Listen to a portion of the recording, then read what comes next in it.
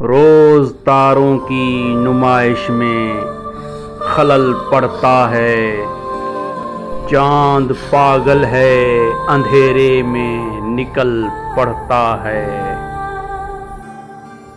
ایک دیوانہ مسافر ہے میری آنکھوں میں، وقت ہے وقت ٹھہر جاتا ہے، چل پڑتا ہے۔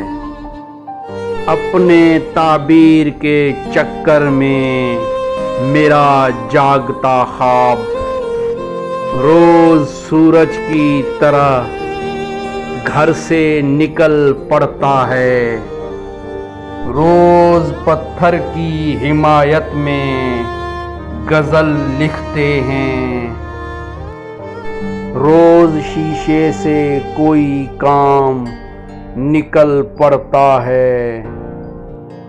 اس کی یاد آئی ہے سانسوں ذرا آہستہ چلو، دھڑکنوں سے بھی عبادت میں خلل پڑتا ہے۔